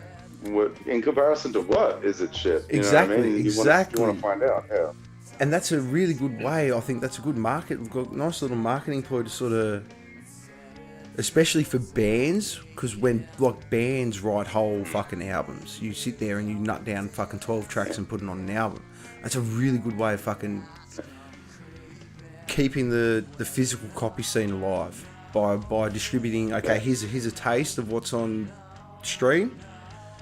If you want to buy the full digital copy or whatever, there's extra. Just put a bit of faith in us. And this is the thing, like for other bands as well, it's because there isn't a great deal of money in streaming. So we all know that there's a pittance in streaming. It is better for all the bands for you to go out and actually buy their copy or download, buy their digital stuff off like Bandcamp and stuff. Physical copy is always the best way to go. Like what was the statistics? You had to sell like 55,000 listens Yeah. Okay. Yeah. So all of your album. what we worked out was, Of the whole thing. if someone listens to our album online, right? The amount of money that we get out of that, we worked out is like if they buy a copy of the CD from us versus listening to it through once as a stream, it's something like 10,000 times more That's fucking valuable to us. disgusting. Yeah, it's crazy. Especially for the ad revenue that these fucking companies make just to stream your music. Yeah, when you see these companies out there and they're making like record profits, and the bands, the artists are not getting a fair shake out of that. There's not, and this is kind of the problem, right? They want to make everything streaming now, so you'll have every company wants to put their stuff on a digital streaming platform, but not everything's getting released as an actual DVD or a Blu-ray now. So sometimes the only way to get it is to stream it. And you look at consoles as well, like the most recent generation of gaming consoles, they had the digital only versions, and that has to be a tester, right? That has to be a tester because the next generation comes around, they're going to be considering, do we need to do a physical, like a disc drive copy? Mm-hmm. And they'll only do it as long as they feel like they have to. Mm-hmm. And as soon as they think they can get away with not doing a physical thing, it's going to be there. And realistically, CDs are going the way of vinyl and cassette tapes. Yeah. They really, really are. And it's a problem too, because like we're talking about like two things coming in the way. It's a paradox. You've got creativity and art, right? And for it to continue and thrive, it needs to be sold, and people who make it need to survive to continue to make it. But then on the other hand, you have business, and the way the business works is it's like everything. The closer you get to efficiency, the better. And it's the same as like artists themselves now, right? We used to see, like decades ago, bands getting signed to labels and contracts and stuff. It's very rare now because it's a lot easier and cheaper for a label and their overheads to find a jailbait piece of us or some dude zanied out of his brain who can mumble rap-ish and get a bunch of people to write songs for them, throw thousands, millions of dollars in a social media marketing campaign, and you've got your pop star. Yep. Easy. It costs less than having to herd cats and manage bands that want to, write their stuff and express their way. No, you sit down, you express our way because we're going to make millions of dollars together. And they're like, all right, that's it. Yeah. So, and it's happened. That's the case with a lot more people than a lot of people would actually like to believe. But a lot of what has been popular for the most of the world has been manufactured, and you've been told to like it, and you bought into it. I guess what Spotify are essentially doing is shading away or shying away from all their shady business practices by going, we're giving you a free platform to put all your stuff on. It's up to you. The possibilities are endless. It's up to you. Do you know what I mean? That's the thing, though. It's not free for the bands. No. How much? I did not know. Like I said, I have not uploaded to Spotify yet. How does that? It's free. There's the option for free listening for consumers. That's ad supported, but it's not free for music. This is the problem. This is what it is. Like Spotify take their cut of the stream, and but essentially you're allowed to upload. You're allowed to upload your music on there for free. No. So how much does it actually cost for you to upload a song onto Spotify? No. So let's not get confused here. Like, you pay for your music to be on there by them they make money off each stream. Yeah. Due to advertising. Well, at the end of the day, it costs you guys money to essentially record the song. Like, it costs time, it costs money. Like we've got the probably like realistically, we probably have a better deal than most people in that regard because we're not going through, you know, we're not having to deal with like a fucking record label because we've got to pay back money. We're not dealing with like managers and agents that we've got to pay money to. Like we get all the money that comes out of it. We get, so you know, if what little there is, we get all of it, right? Yeah.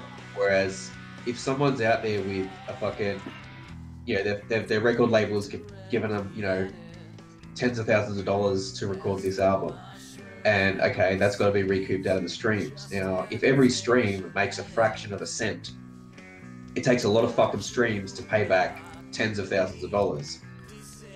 That's before the artist even sees anything. Oh man, I think Spotify flood those markets anyway. I don't like, you know. And that's not Spotify's fault. That's not Spotify's fault because that's like a record label situation, and that's a different issue altogether. But the point is, you know, these, as I said, these companies are out there making, you know, record profits, especially in the last 2 years when all people could do was stay home and stream shit. And, you know, they're making these record profits, and the only people that are getting richer out of it are the people at the top. Because they're going, okay, we'll do it this way, and like the record labels will have like, there's record labels that have part ownership in streaming services. Yeah, they have to, because they're a dying breed. People have started to work out that record labels are fucking shit.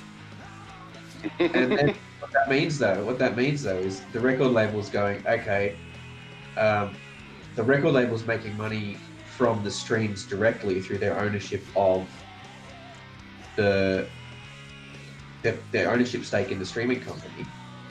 Then the streaming company also pays a fee, like pays copyright fees to all those record labels, and that goes to the record label, who then recoups out of it a second time before the artist sees anything. Then when you've got people that are out there like, well, it's 3 times because then they get the ad revenue as well. Yeah, someone like a Taylor Swift, who, you know, was in a position where she was fortunate enough to try and take back ownership of a lot of her music. Yeah. But, you know, like they're going, look, this is ridiculous. Like even they're complaining because of the amount that, you know, they're like multi-platinum selling artists. They're like literally millions and millions of streams on their songs, if not billions. And they're barely getting anything out of it. Mm-hmm. They're barely making any money off of it. It's easy to sit there and go, oh, but, you know, they're a pop star, they've already got a shit ton of money, why do they need it? And I think it's important that artists at all levels support artists at all other levels getting a fair shake for their music. And whether we personally like their style or not, like, do I like her music? Doesn't matter. No, that doesn't matter. But if, you know, she's out there campaigning, going, look, these things need to pay bands better, and they do. And why would we? You know, there's no. Just to get, you know, not to get conspiratorial, but it's like they want us fighting amongst ourselves. Oh, dude, no, I couldn't agree more.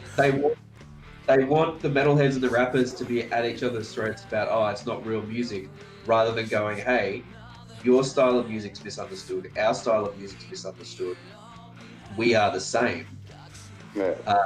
Let's, you know, work together. Or the pop stars and the alternative style people going, hey, like, you know, we might not necessarily like each other's music creatively, like it maybe doesn't get the juices flowing the same way for them as it does for me, but, you know, we're in the same boat in that these companies are doing everything they can to minimize the amount of money they're paying people, and they're making a shitload of money off of our music.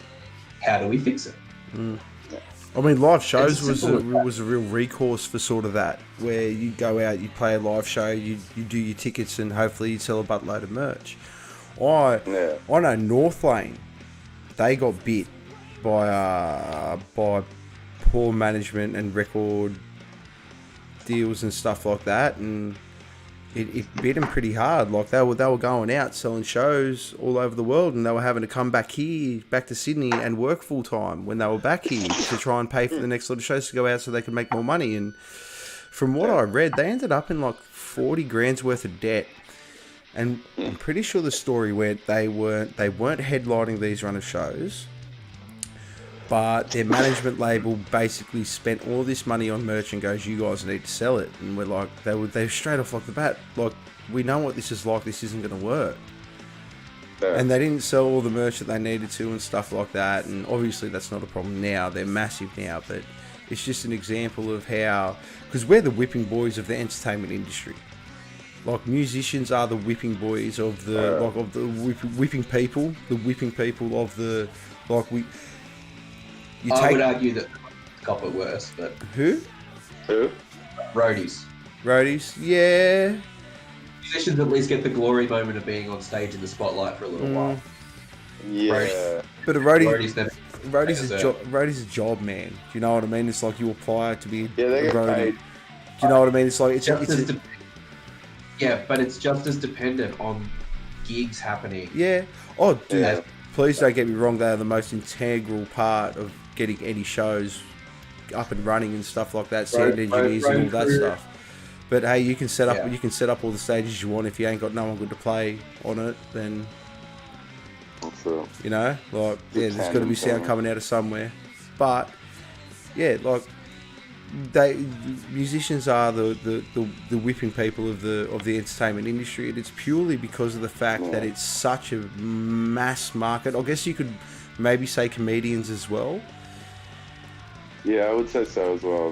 They call it their art form though. Like, this is what I've got a whole bone to pick with the way that, especially our culture, like, especially a Western culture, treats comedians. Man, it's like their art form requires them to take risks and say crazy shit, see what sticks, and see what works. You know, and they have to be given that space.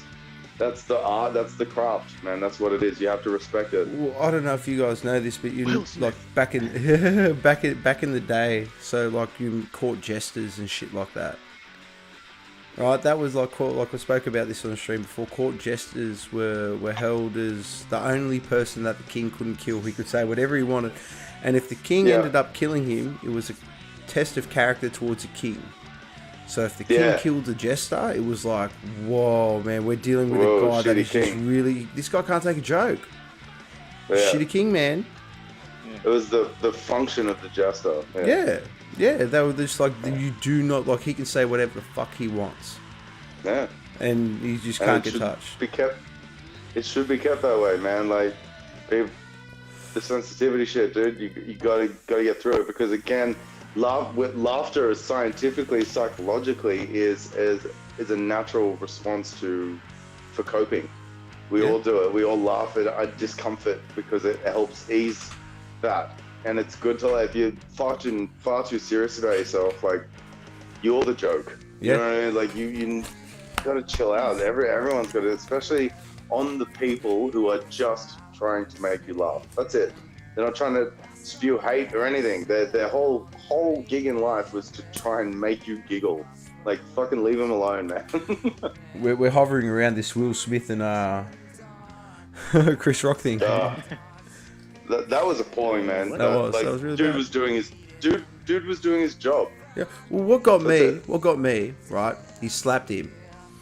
Now, for me, as an individual and as a person, like, if I had slapped the dude, if I had gotten to that point where I'd slapped, the last thing I would have done is apologise to the people that fucking hired him on the night. Yeah. Wouldn't you be like, oh, I'm out of the academy anyway, I've just slapped the shit out of this guy. It's like, fuck you for putting him on. It's disgusting. Like, but this is the other thing. It's actors, man. Especially at that degree, that level, it gets to this, like, narcissistic, like, personality type that, like, once you, like, at that, almost everyone at that level, you can't be like that much of a self-promoting make pretender without some sort of thing. You know what I mean? Like, to get to that level, to be paid millions of dollars to not be yourself, look at yourself, to not be yourself, and have basically your photo taken.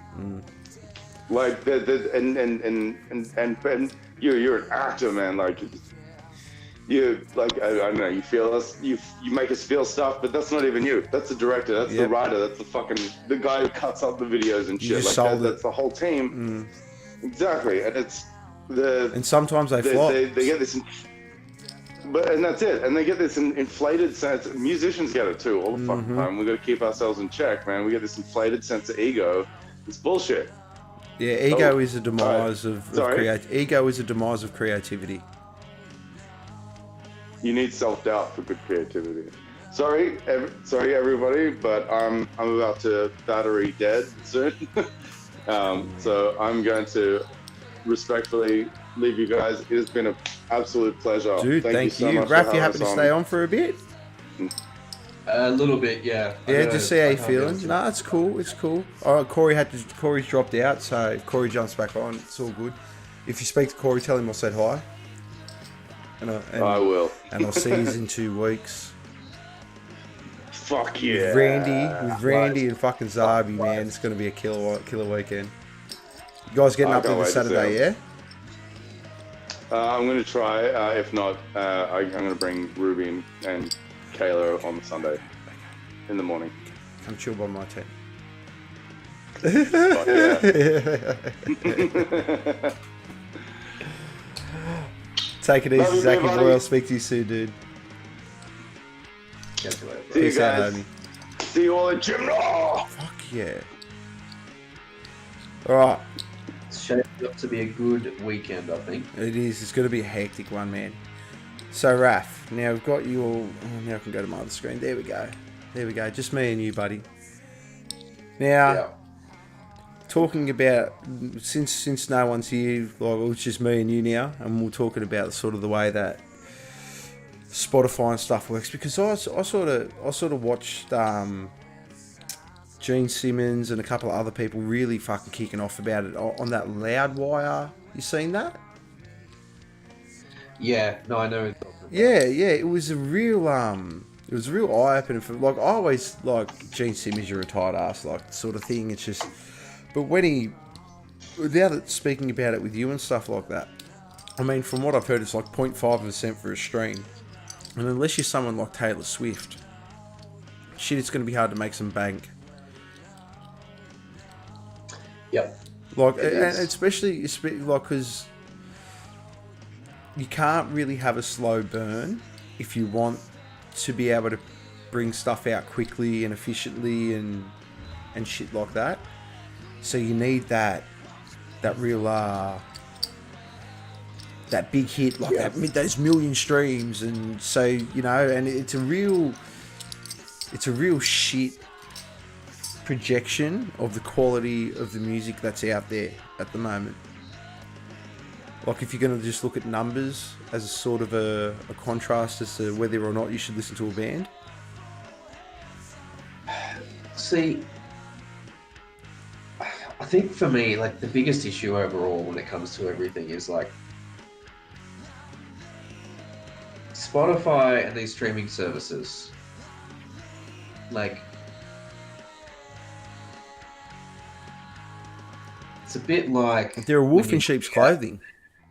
Well, look, they I'm not going to say they don't provide a valuable service, because they do. Streaming access to music is a useful way to consume music. And clearly it's something that consumers want, because the service is very popular. So they are providing a service that people want and that the community values and that the consumers value. My issue is that, as with many corporations that exist today, is they are pushing harder and harder to just make more and more money for their shareholders, for their owners, with zero concern for the long-term damage that they are doing to the people that get them there and the industry that they operate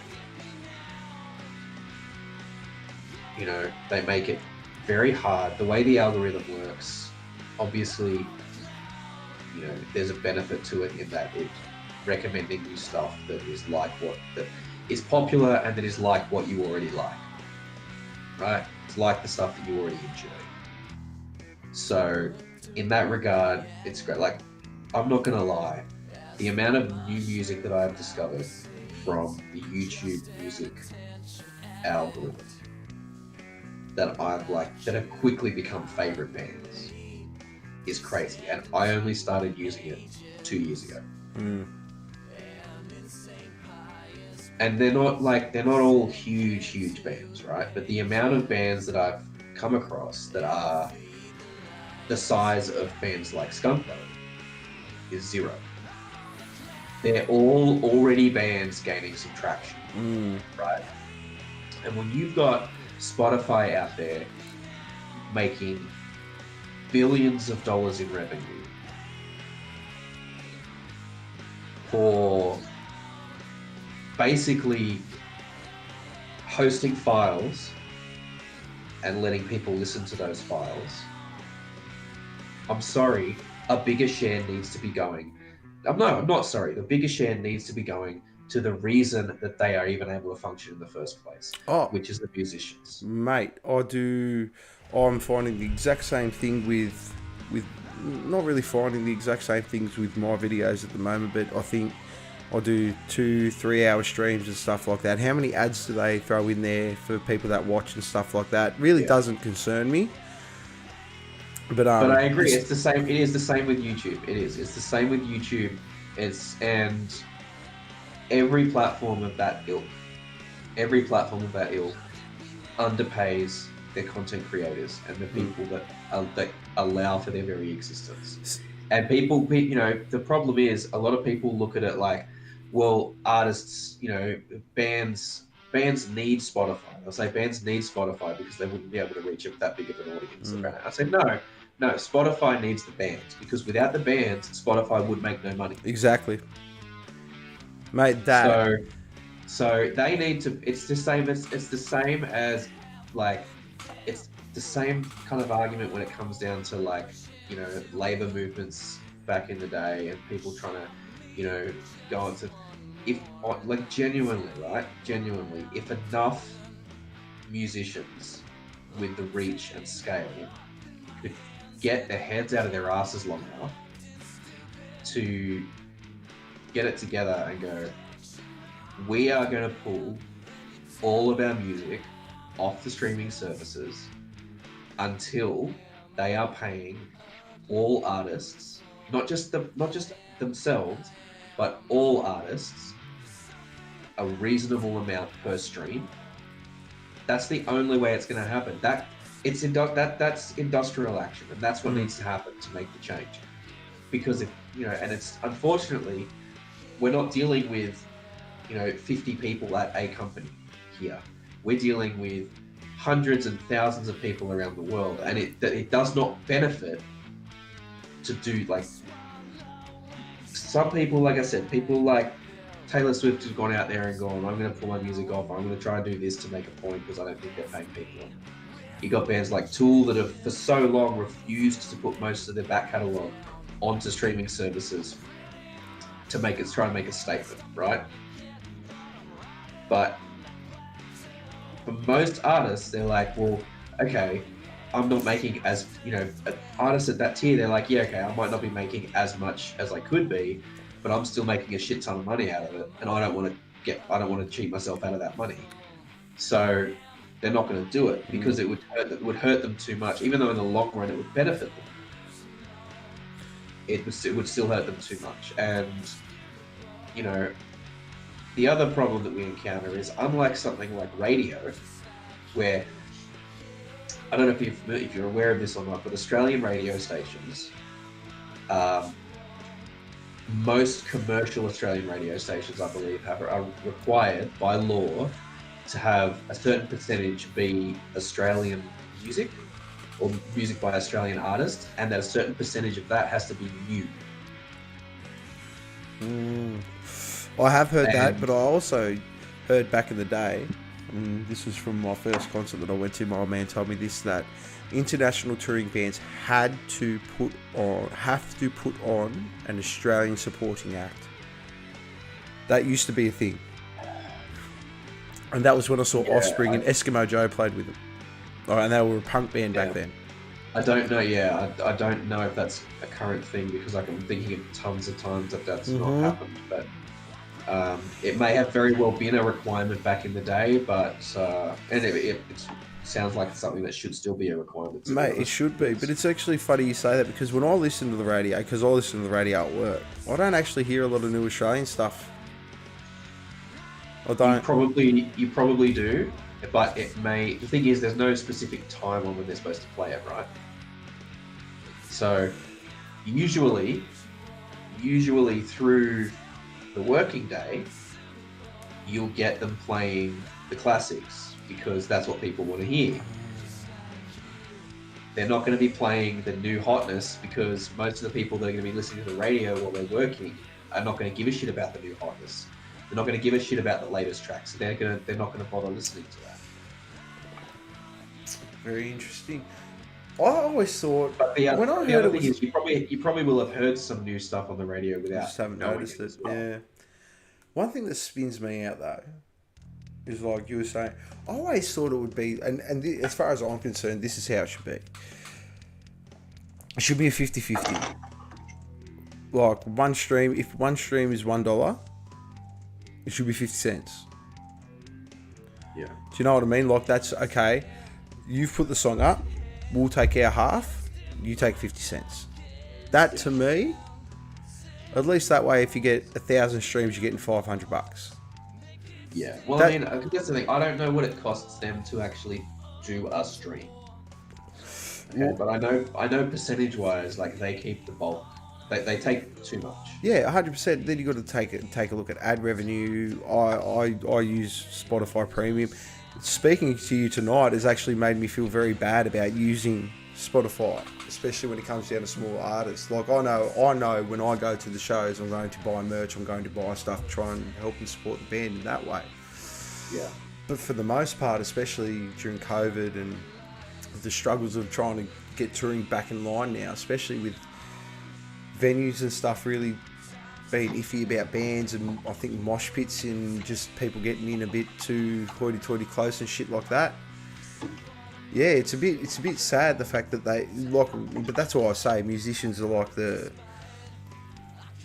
it's especially when you like at least I guess I shouldn't really compare it to comedians because at least if you get a comedian and you got a good headline act and it just music seems like it's always seemed to me like musos get the worst cut of the entertainment deal as far as fronting yourself as a brand. And it seems like a lot of musicians now are starting to catch wind of how shit the music industry is, especially now with stories coming out like the Queen story and Yeah. Well, this is the thing. I think the technology has the advantages and disadvantages, right? Like I said, we are fortunate that we have so many skill sets within our band that allow us to do a lot on our own.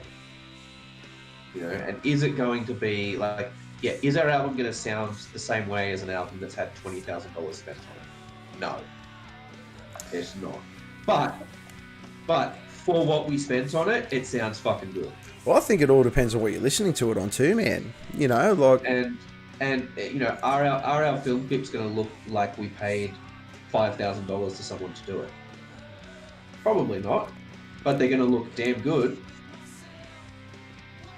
And this is what it comes down to, right? Is more and more people are learning the skills to do these things themselves, and that you know, and it's like any system when there's a shift, there's going to be entities opposing it. do you think though it's maybe flooded the market to the extent where because everyone can just sort of look everything up and learn how to do this and do it all sort of on the fly now, do you think it's gone from maybe people or band like back in the day before all this mad recording stuff and stuff like that, I can't really see 5 dudes standing in a pub one day and just going, fuck man, let's start a band. Do you know what I mean? Like, and being able to do what we can do now. So it feels like what they've done is they've artificially flooded the market by making it so easy for everyone to do, if that makes sense. And by giving people a free platform then to throw their music up on. I don't think it's necessarily flooded the market, because I think a lot of these bands would have still existed Yeah, but then without these markets. It's just easier to access it all. yeah, but what I'm saying is like, okay, so you guys don't get thrown into the algorithm as much as what you really realistically should or deserve to be. But would that be because there's just so many other bands trying to do the same thing, and then have the ability just to sit down, record at home, and then put it out on Spotify?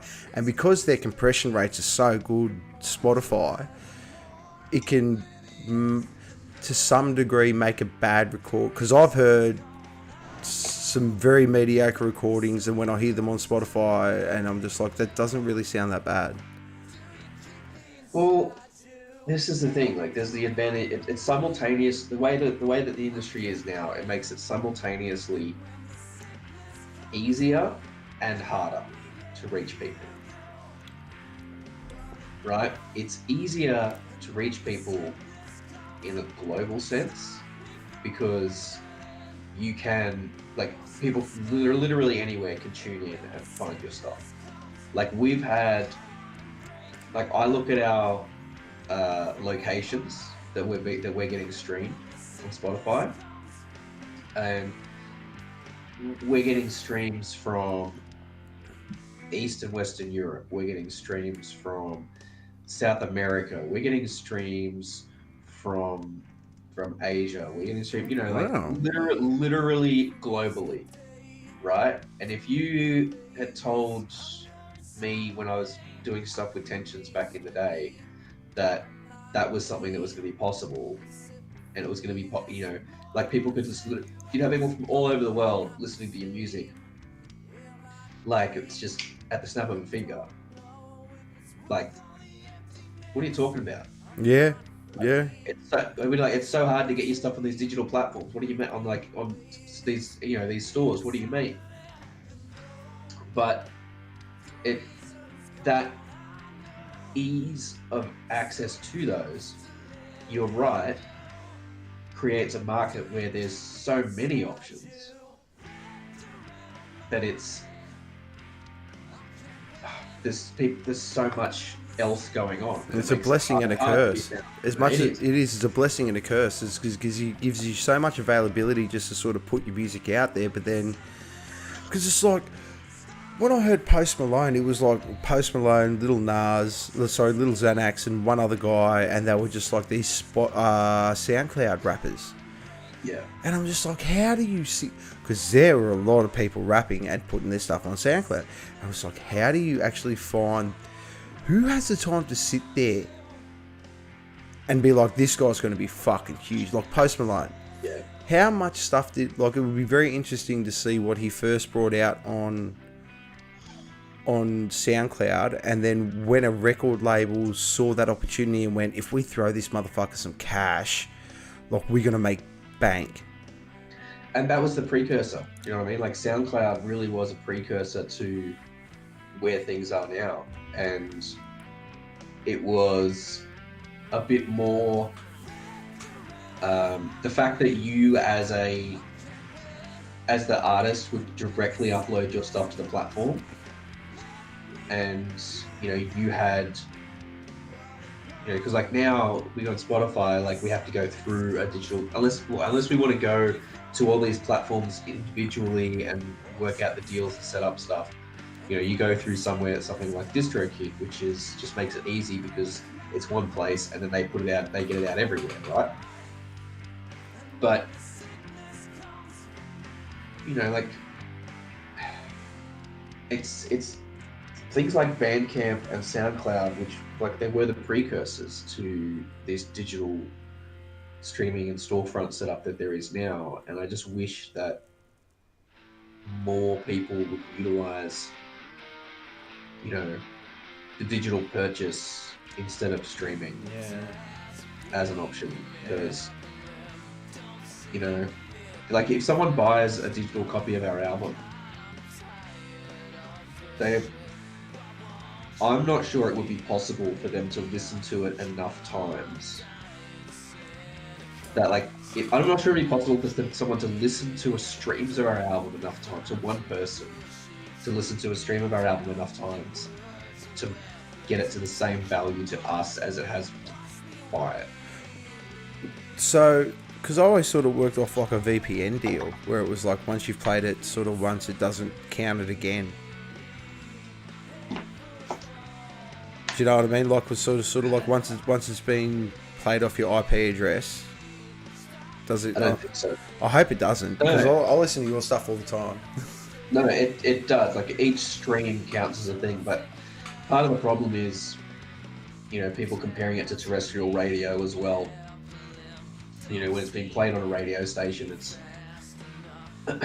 one play on a radio station is potentially reaching millions of listeners at once. And it's one stream. Whereas one stream is one person. So there's a big disparity there. And anyway, look, my voice is going. Man. No, I was just going to say, man, you're looking a bit knackered there. Thank you so much for joining in tonight. I will see you up at Jimna. No dramas, man. I'm looking forward to it. Man, you take it easy, all right? Take care of yourself. Get fighting fit, and we'll have a couple of beers and we'll catch up. Will do, man. All right, dude. You take it easy. Peace out. Thanks again, bro. See ya. All right, you champions. That's it for the night. We're done. Thank you so much for joining in. If you're watching this later, do all those cool things, like, subscribe, all that cool stuff. We're on a jet. We'll see you soon. We'll have another band on soon. You know what? Might even stream. Who knows? All right. Peace, people. Take it easy.